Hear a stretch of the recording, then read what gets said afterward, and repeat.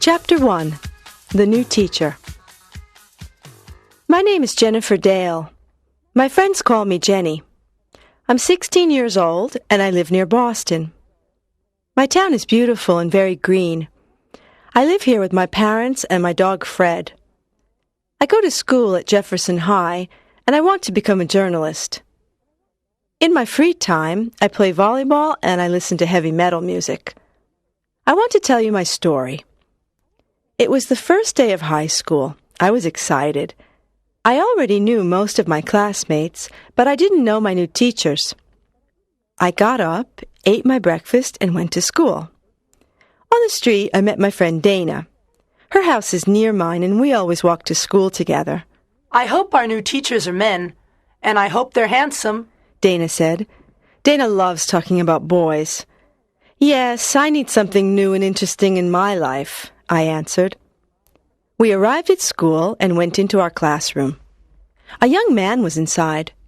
Hello, boys and girls. I'm your new science teacher. My name is Mr. Adams. I hope to work well with you this year. Dana and I looked at Mr. Adams. He was tall and thin. He had blonde hair and brown eyes. He seemed friendly. We're lucky. I think he's a very handsome teacher, Dana said to me. Yes, he is, I answered. I looked at him and he looked at me. Our eyes met. What's your name? He asked, smiling. Jennifer, I answered. I was a little nervous. He turned to Dana. And who are you? I'm Dana. Dana gave him a big, enthusiastic smile. At that moment, the noise of an airplane attracted our attention. Everyone in the class looked out of the window, but the sun was in front of us. It bothered our eyes. We turned away from the window, except Mr. Adams. He was at the window and was looking directly at the sun. The sun didn't irritate his eyes. Gee, I thought, how can he look at it like that?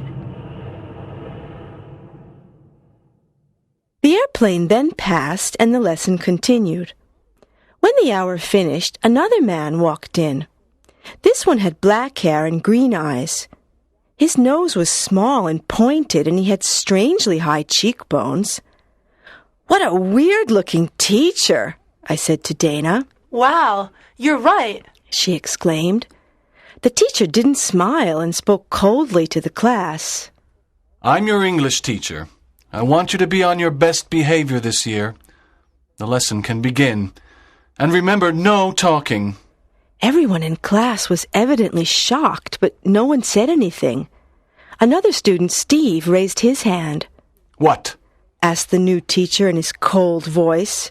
Excuse me, but what's your name? Mr. Stoun, he answered. I then noticed that his voice wasn't just cold, it was metallic and monotonous. Dana looked at me with disappointment. She raised her eyebrows. What's his problem? She mouthed. The lesson proceeded. Mr. Stoun read a poem from our English literature book. His voice was weird, very weird. It had no emotion. It was almost robotic. Someone touched me. It was Dana. Isn't he horrible? She whispered. I nodded. The other teachers we met that morning were Miss Smith, the arts teacher, and Mrs. Ching, who taught math. Both seemed nice. Miss Smith in particular was a very cheerful person. Chapter 2. Clues. I always eat lunch at school. That day I ate with Dana and Paul Miller, another friend from my class. Paul was a very intelligent boy. He was always the best in math. His parents were divorced, and he lived with his father and his black cat, Apollo. He missed his mother. She lived with another man and didn't want to see Paul.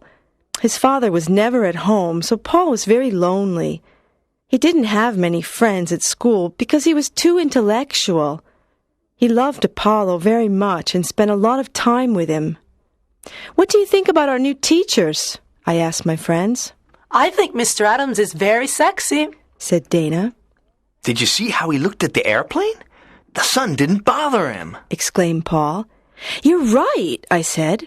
But did you hear Mr. Stone? He speaks like a robot. His voice is cold and metallic. He's unfriendly, too, added Dana. That's true, I said. Look, said Paul. Look what he's eating. We looked at Mr. Stone. He sat away from the other teachers, and he didn't have a normal lunch. There was a glass in front of him. It was full of a dense green liquid. There were some black pills in his hand. He put 2 of them in the glass. The green liquid started to bubble, and it changed color. It started to become red. Then he took the glass and drank the mysterious red formula. I looked at Paul, and he looked at me. We were disgusted and frightened. Dana tried to be rational. Maybe it's a new diet. Maybe that's why he's so thin, she said. I didn't agree. There was something strange about Mr. Stone. That afternoon and the next day, we met our other new teachers. We also had English again. Mr. Stone came in and sat down. Miller. Paul Miller. Tell me something about yourself. Paul was surprised. English teachers don't usually ask personal questions. Well, Paul, don't you have anything to say? Well, I enjoy astronomy. I have a cat. Mr. Stone asked everyone to say something about their life and hobbies. Maybe he wants to create a relationship with us, but he's such a cold person. How bizarre, I thought. Then, looking at him more carefully, I noticed something. His eyes weren't green anymore. They seemed a darker, different color. I raised my hand. May I go to the bathroom? I asked. As I walked towards the door, I looked at Mr. Stone's eyes again. I was right. They were yellowish-brown. They looked like amber. Chapter 3. Aliens. That afternoon, I sat on my bed and thought about my first 2 days of high school. I wanted to know more about Mr. Stone. I decided to go and visit Paul. Paul was in front of his computer. He was very interested in astronomy, the occult, and life on other planets. Hi, Paul, what are you doing? I asked. I'm on the internet. I'm in contact with the International Space Fan Club. Listen to this. Something very important is happening. A comet is passing through the Virgo constellation. There are the right connections for intergalactic meetings. The Earth has been in the Virgo constellation since last week.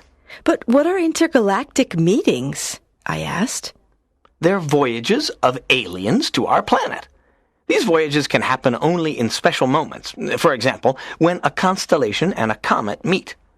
Aliens can travel to our planet for different reasons. Sometimes they want to study us humans. Some people say that aliens may come to Earth to conquer the planet. I looked at Paul with a shocked expression. An idea started to form in my mind. What's wrong, Jenny? Paul asked. Maybe Mr. Stone is an alien, I exclaimed. Gee, aren't you exaggerating? Now, come on, get real. Well, his voice doesn't seem human. His eyes change color, and do you remember the green liquid and the black pills he had for lunch?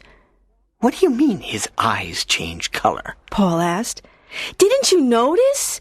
Yesterday they were green. Today they're amber-colored, I answered. Even if his eyes change color, I still don't believe he's an alien. But the comet explains everything. It entered the Virgo constellation last week, and Mr. Stone is a new teacher. I talked to Dana's brother Matt.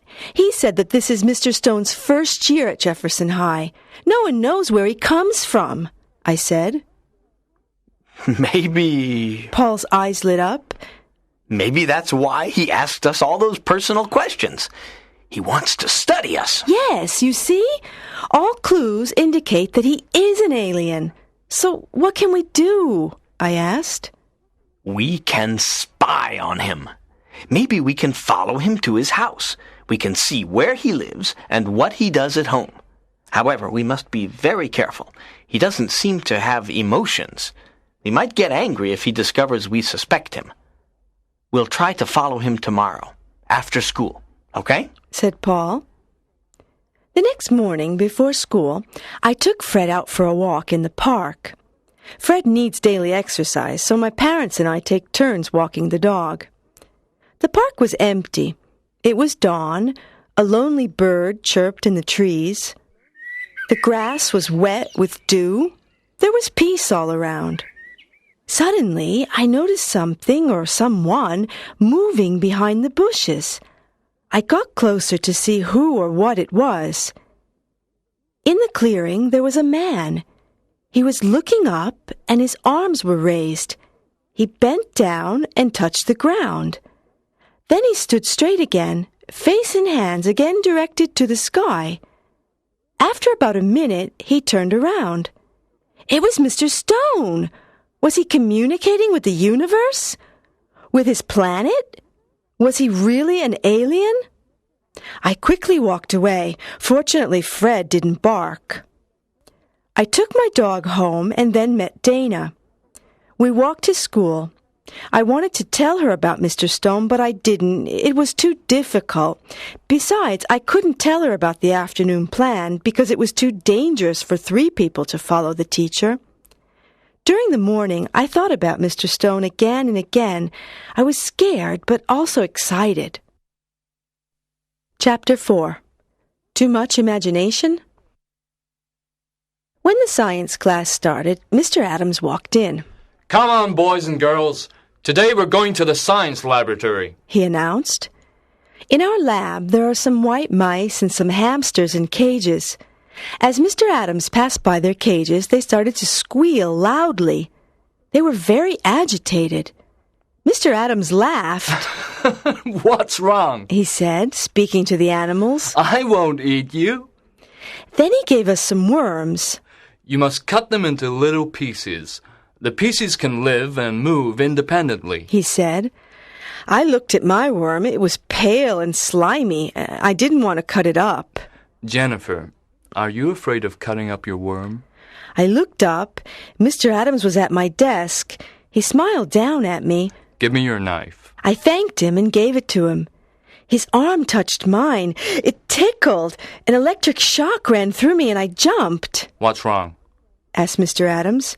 He seemed frightened. Nothing, I answered, trying to smile. He helped me cut up my worm, then walked away. No one else in class had noticed anything. I didn't know what to think. Were all my teachers weird, or was I just too imaginative? I wrote a note to Paul and told him what had happened. "Paul," I whispered. Paul turned and looked at me. I passed the note. Excuse me. What are you doing? Paul, what do you have in your hand? Asked Mr. Adams. His voice made me freeze. We were in very big trouble. Nothing, said Paul. Please listen to the lesson. If I see you again, you must give me the note. I'm sorry, answered Paul. Phew, I was so happy that I wanted to laugh. Obviously, I didn't. When the bell rang, Mr. Adams called me to his desk. Oh, no, I thought. He smiled.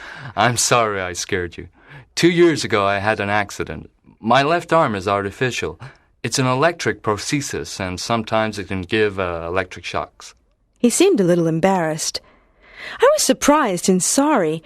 He was so sweet. I thanked him and went to lunch. Paul, forget what I wrote, I said as I sat down at our usual lunch table. I told Paul and Dana about Mr. Adams's electric prosthesis. Then Dana mentioned Mr. Stoun. Paul and I looked at each other, but we didn't say anything. Besides, after school, Dana had a dance club meeting in the gym, so Paul and I were free. We finished our chocolate milk and went out to recess. At the door, we met Mr. Stoun. His head was down. He seemed deep in thought. Hi, Dana said to him. Hi, he said, surprised, lifting his head. His eyes were green again. Wow, that Mr. Stoun is really a mystery, Dana exclaimed.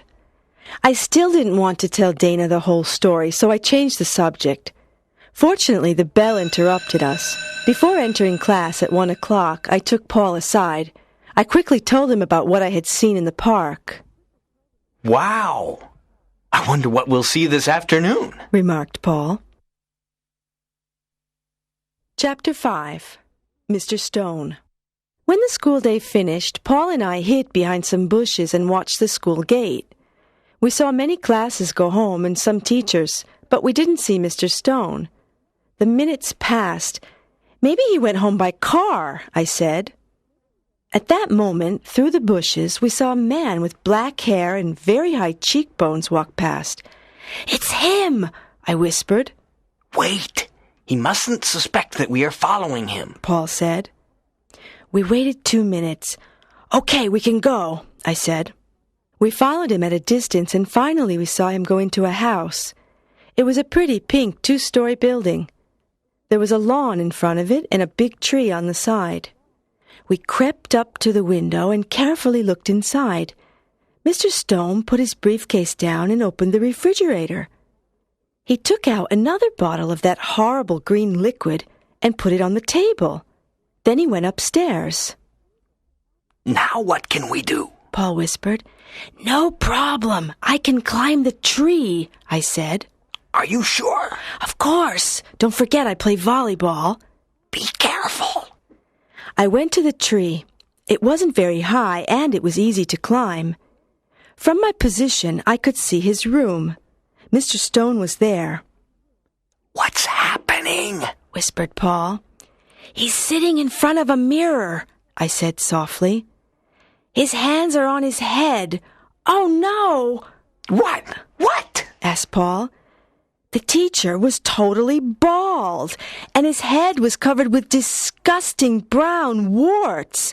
I felt sick. Suddenly, I noticed my reflection in Mr. Stone's mirror, and Mr. Stone noticed it too.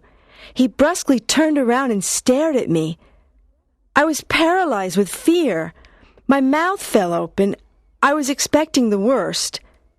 Instead, Mr. Stone didn't look angry. He actually seemed very sad. He opened the window. You students think I'm weird. Come inside. I want to tell you something. "Oh, Mr. Stone, I'm terribly sorry," I started to say. I was extremely embarrassed. Don't worry. Since you're here, please come in. I climbed down the tree. Paul was very nervous. Come on, Jenny. Let's go away before it's too late. "No, Paul, I'm going in." But... I went towards Mr. Stone's front door, so Paul followed. The teacher opened the door and made us sit down in his living room. Do you want something to drink? He asked. "No, nothing, thank you," I answered. What are those warts on your head? Asked Paul, ignoring the look I gave him. These warts are the results of a throat tumor. You see, I started smoking as a teenager, and I continued until the tumor. Chemotherapy made me lose all of my hair, and I developed these warts. You've probably noticed my voice. Unfortunately, the tumor destroyed my vocal cords, so now I speak with a voice implant. The tumor has caused very serious changes in my life. I started to suffer from depression, and I still see a psychiatrist. I also moved, hoping to start a better life in a new environment. In fact, I'm from Wisconsin. You see, I'm not married, and the illness has made me very lonely.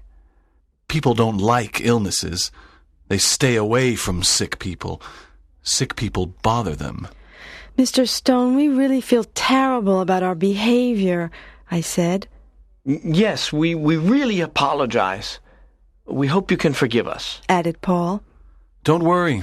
In a sense, I'm glad this happened. I haven't talked like this to anyone for a long time. You see, I want to be friends with my students. That's why I asked your class so many questions. But it's very hard for me to smile or be cheerful. Try to understand if I'm strict or unpleasant. I smiled at Mr. Stone. I was very moved.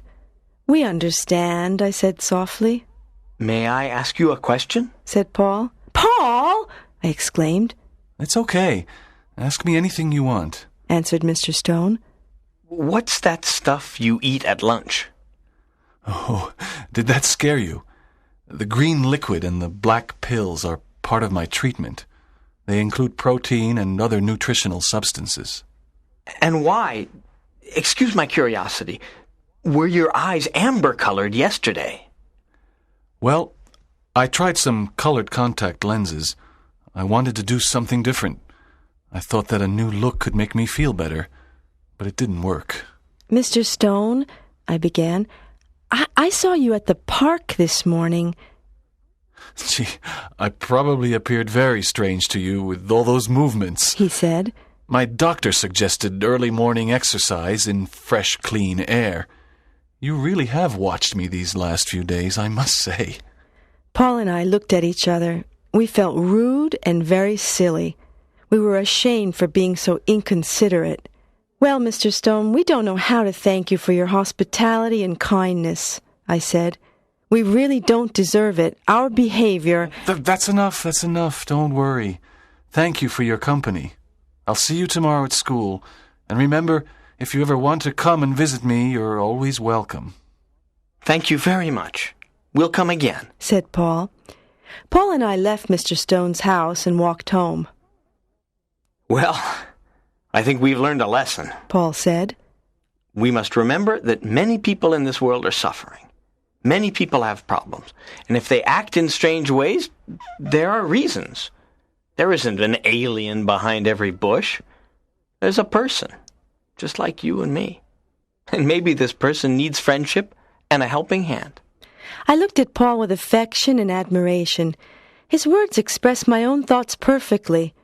We had let our imagination and superficiality dominate us. This made us forget human feelings and problems. I thought about Mr. Adams and his artificial arm.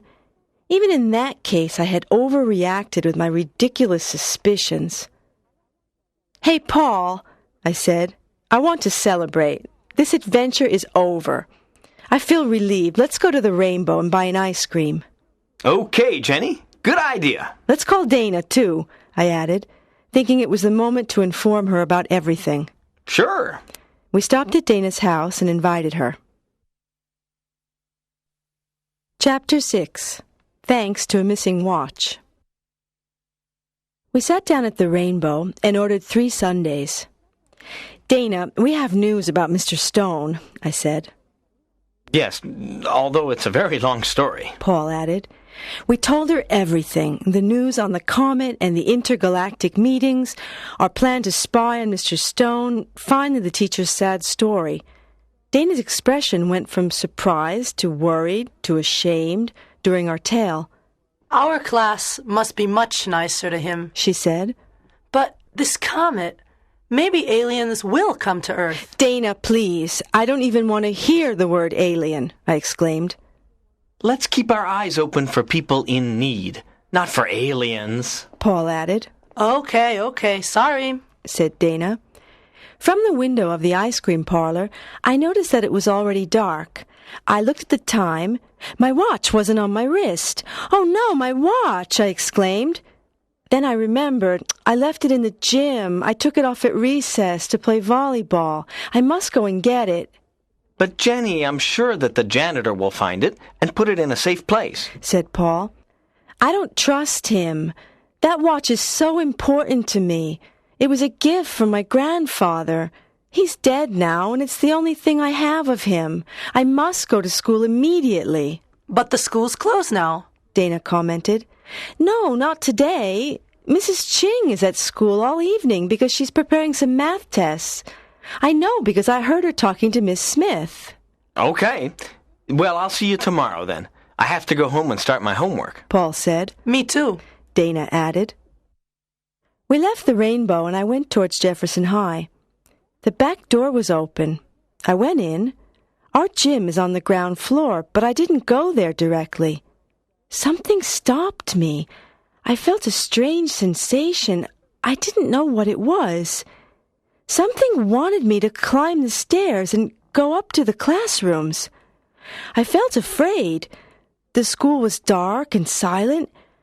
I shivered. Where am I going? Why am I climbing these stairs? I thought. My heart beat faster and faster. Something terrible was at the top of the stairs.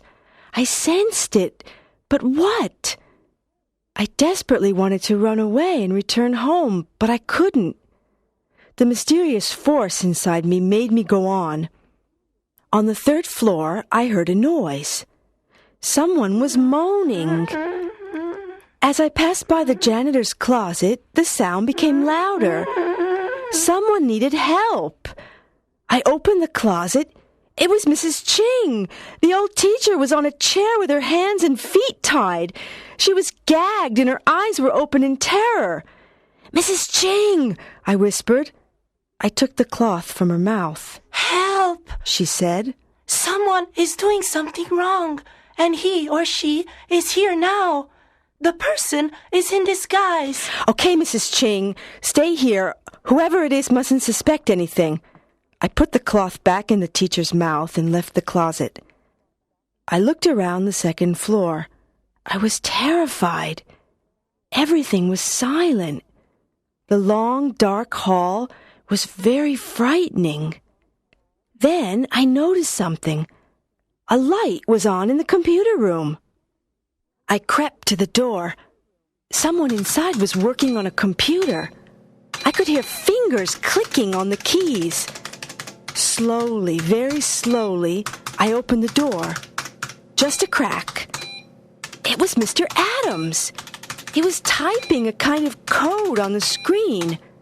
Was it a password? Then he took a small plastic object from his pocket. It looked like a key. He inserted it in the diskette slot. The screen blacked out. It flickered. Then something appeared. It was the face of an alien. The alien had a green head and big red eyes. It didn't have hair and it didn't have a nose. Its mouth and ears were very small. Then Mr. Adams put his hands on his head. He was pulling at his hair. It started to come apart. He was taking off his hair and his face. A green bald head surfaced. I realized that he was identical to the alien on the screen. He put his face on the computer table. Then the false Mr. Adams started talking. Clyrag calls base. Clyrag here. Clyrag calls base. I'll tank Pilex, Clyrag. How is your mission proceeding? Said the alien on the screen with a mechanical voice. For now, everything is okay. But I'm already tired of this mask, and I hate speaking this barbarian language. English is not a barbarian language, I thought angrily. I'm sorry, but your voice implant must stay inside you until the mission has finished. Then we can remove it. Tell me, does anyone suspect you? Said the alien. No, I don't think so. I had a small problem with an old math teacher, but I was in disguise and I tied her up in a closet, so everything's fine. Ha-ha, you're wrong. I'm here now, I thought. I hope you're right. Our mission can't fail. The spaceship must come this Friday. We'll land in the old abandoned airfield. We'll wait for you there. By 9:30 p.m., you must be ready. You must have the 2 students to take to Mitrax. We can't be late. When the comet leaves the Virgo constellation, we won't be able to travel anymore. The intergalactic doors close on Friday at midnight, said the alien on the screen. I know. Don't worry. I must still choose the 2 students, but I think I know who I want. How will you capture the students? You can't touch them because you're electric. Aha! So the story of his prostheses was a big fat lie, I thought. On Friday evening there is a family teachers meeting. During the meeting I'll leave the other teachers. While the parents are listening to the teachers, I'll ask the students to come with me. I'll invent an excuse. Then I'll take them to the science lab and I'll spray them with my hypnotizing spray. Once they're hypnotized, they'll do everything I say. They won't be able to think or rebel. We'll go out of the building by the fire escape exit and walk to the airfield, said Mr. Adams Clyrag. I'm sure he wants me, I said to myself. Be at the airfield by 9:30 p.m. then, Glyreg. Good luck. I'll tank Pilex. I'll tank Pilex, Gortz, said Mr. Adams Clyreg to the alien on the screen. Then he took the key out and the computer screen returned to normal. I silently closed the door and quickly went back to Mrs. Ching. I can't tell you anything. It's for your own sake. Just act normally and no one will hurt you, I said. Who? Mrs. Ching started to ask, but I escaped down the stairs and ran out of the building. I stopped running when I was far from the school. My watch was still in the gym, but at that point I didn't care. I had a lot of difficulty sleeping that night. I decided to tell Paul and Dana, but no one else. No one would believe me. Chapter 7. The Plan. The next day, as soon as I arrived at school, I went to the gym to look for my watch. Fortunately, it was still there. At lunchtime, I took Dana and Paul to an empty table and started my story. I decided to get to the point immediately. Mr. Adams is an alien, I said. No, not again. Are you doing this on purpose? Because if you're not, you have a problem. Paul exclaimed angrily. I thought you wanted to stop all this. I thought you were ashamed of your behavior. First Mr. Stone, now Mr. Adams. He continued while Dana raised her eyebrows incredulously and suppressed a smile. I know I seem crazy, I said, feeling tears in my eyes, but I'm telling you the truth. I saw him with my own eyes. Please listen to me. I told them everything, from my mysterious sensation to the conversation between Mr. Adams Clyreg and the alien on the computer screen. Both my friends looked terrified and shocked. They finally believed me. Besides, I added, do you remember how he looked at the sun? It's incredible, I continued. He's green and his name is Clyreg. Other aliens are coming in a spaceship on Friday evening. They're going to land in the old abandoned airfield near our high school. They want to take 2 students with them to Mitrax. Mitrax? Asked Paul. Yes, it must be the name of their planet. This Friday? Added Dana. Exactly, during the family teachers meeting. He's going to hypnotize them with a spray and take them on his spaceship. Today is Thursday. We only have a day to do something. Exclaimed Paul. I have an idea, I said. What? What? Asked my friends. We can try to find the hypnotizing spray and take it away from him. It can only be in 2 places, somewhere in his house or somewhere in the science lab. Good idea. This afternoon, after he goes home, we can look for the spray in the lab. If the spray isn't there, tomorrow morning we won't go to school. We'll get into his house in some way and take the spray. Added Paul. But we don't even know where he lives. Objected Dana. Well, we'll find out, I said. So, we want to steal his hypnotizing spray. Maybe Matt can help us. He has a key that opens all doors. Dana said. Dana's brother Matt is a policeman. Are you sure he'll give it to you? I don't think he'll believe this story, I said. Of course not. How can he believe something like this? I obviously have to steal the key. I hope he doesn't notice. Stealing a passepartout from the police is a big crime. Paul commented. Yes, but it's the only way to enter where we want. Don't worry, I'll be careful. Gee, Mr. Adams is so friendly and handsome. It's difficult to believe that he's a horrible green alien. Well, this afternoon I'll get the key. Remember, don't say anything to anyone, I said. This is our secret. Okay, don't worry. I hope everything will be okay, Paul said.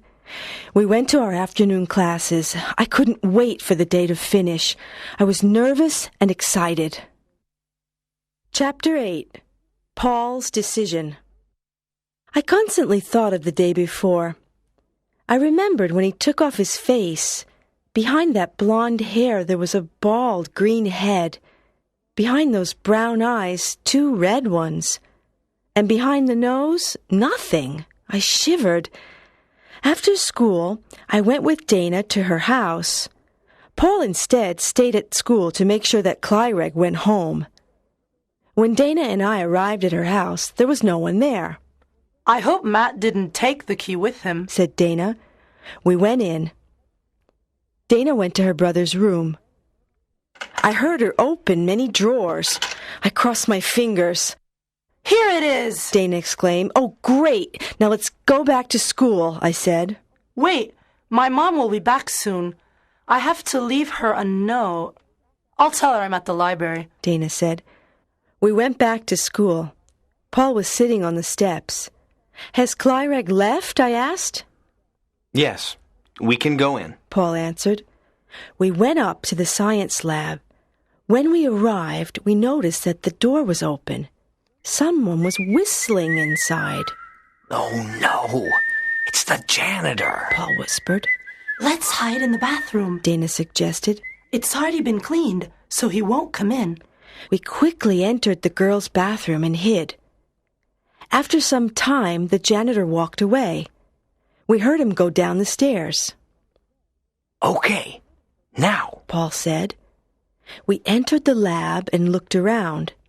We opened the chemical cabinet with Matt's passepartout and examined every container.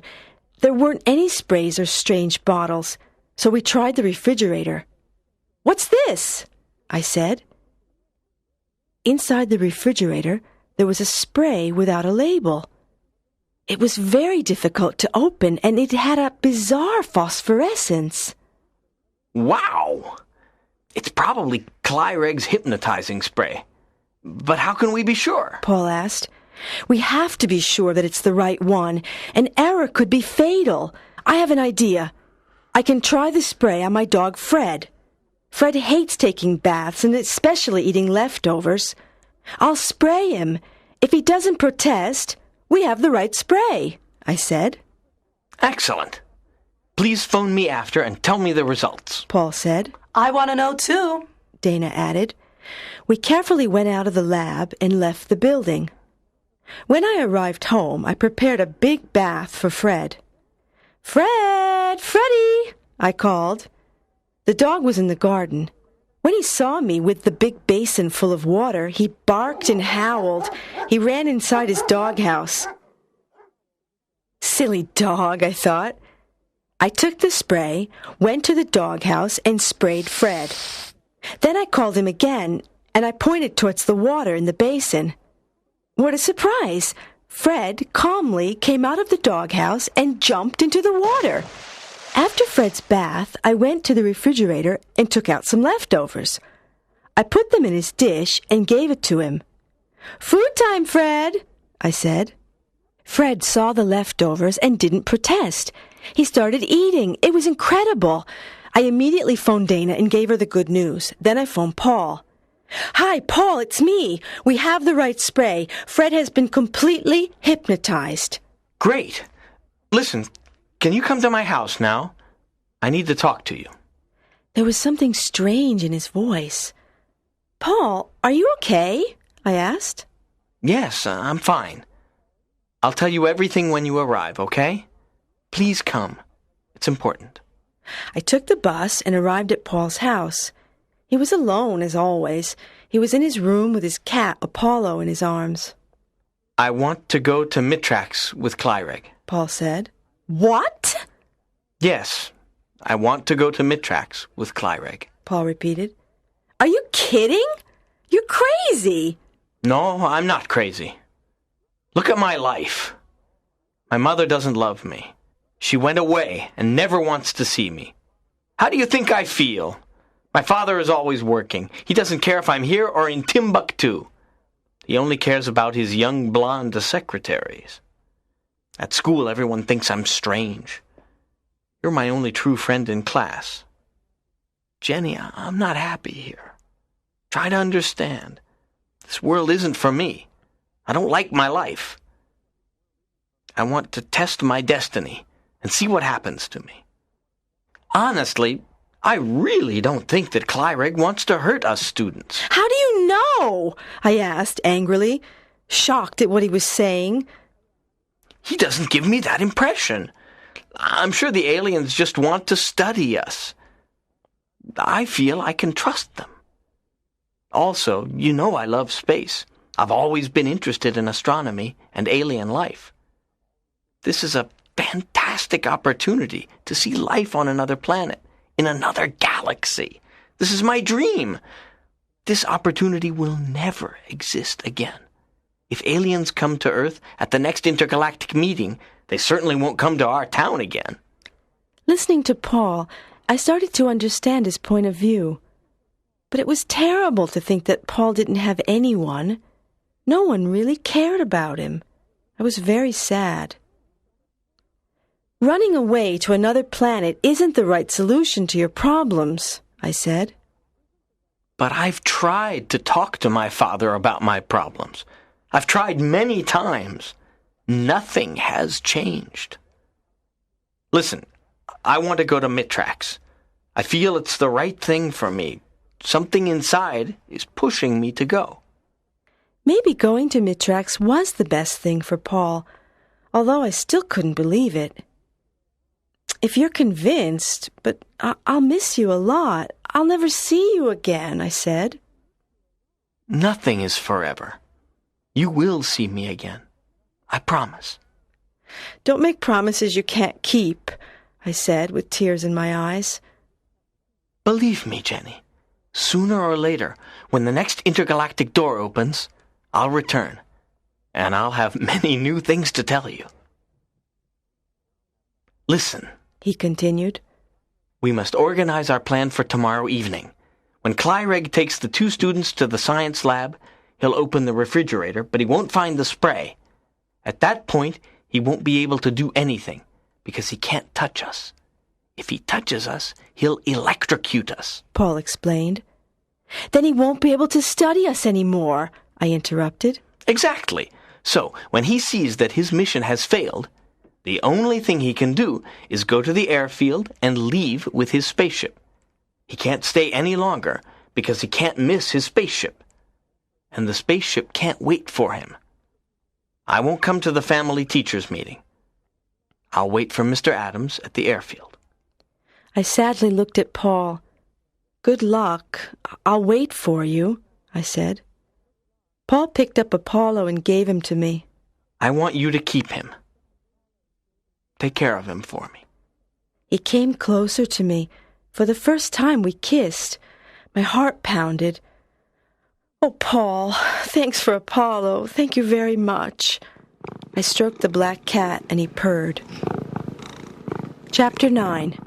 Friday night. I went back home and passed by Dana's house to give her the passepartout. That night I didn't sleep. I thought about the next day, about Paul's decision, about Clyreg. Apollo mewed in the darkness. On Friday morning I got up early. I felt very tense. The day proceeded slowly. During the morning, the principal came to remind us of the meeting. Don't forget that this evening there's the family teachers' meeting. I hope to see all of you with your parents. Sure, I thought, and during the meeting one of your teachers will try to kidnap 2 students and take them to a mysterious planet. When the school day finished, I went to the Rainbow for some ice cream with Paul and Dana. Paul told Dana about his decision. She was obviously very surprised and disappointed. Those moments we passed together were very special. I will never forget that last afternoon with Paul. Our friendship seemed stronger than before. We felt more united because of our separation. Finally, after dinner, my parents and I walked to school. We sat down in the auditorium and the meeting started. At one point, I saw Mr. Adams get up and go towards Dana's family. I saw him whisper something to Dana's parents and then to Dana. She got up from her chair and followed him. Together they walked towards Stephen's family. Steve is another one of my classmates. I'm sure Clyreg chose him because Paul was absent. In fact, I noticed him looking for Paul. Steve, Dana, and Mr. Adams left the auditorium. So he didn't choose me, I thought. I looked at my watch, 9:05. 25 more minutes. Suddenly I had an irresistible impulse. I wanted to see what was happening. I got up. Jenny, where are you going? My mom asked. I'm going to the science lab. Don't worry, I said, and I quickly walked away. The door of the lab was closed. Inside, I heard Mr. Adams opening the fridge. I imagined his anger. Oh no! He exclaimed. Where is it? Where is what, Clyreg? Dana asked. Are you talking about the hypnotizing spray? You lost, Clyreg, she exclaimed triumphantly. What? You know? Clyreg was shocked. What spray? What are you saying? Said Steve, who didn't know anything about it. What courage Dana has, I thought. Mr. Adams had the power to electrocute her if he wanted. It was stupid to make him angry. But in the end, it seems that Paul was right. Clyreg wasn't really a bad alien. Well, I don't think you need us anymore, Dana said. The door opened and she walked out. Come on, Steve. Everything's okay. Let's go back to the meeting. Then Clyreg came out. He seemed confused and helpless. I looked at my watch.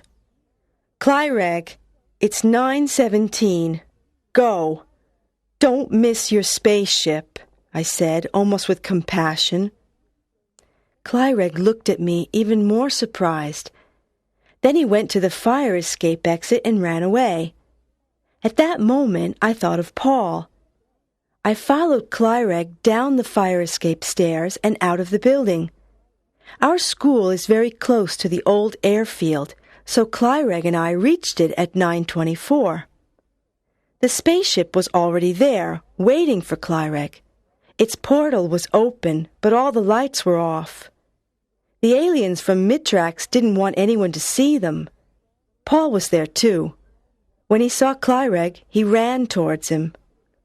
Clyreg, listen, I want to come with you. Take me with you. You could study me. I know you won't hurt me. Clyreg was literally shocked. Come then, Paul. Hurry, he said, recovering from his amazement. Paul! I shouted. Jenny! He ran to me and we embraced. This crazy adventure has finally finished. Fortunately, everything ended well for everyone, Paul said. Think about me sometimes, I said. I'll always think of you. And remember, I'll be back. Paul! Clyreg shouted. He was on the stairs of the spaceship. The portal is closing. Have fun in Mitrax, you space lover, I said, laughing and crying at the same time. Paul went up the stairs and the portal closed behind him. The spaceship lights turned on and it silently went up into the dark night sky. I watched it disappear into the blackness.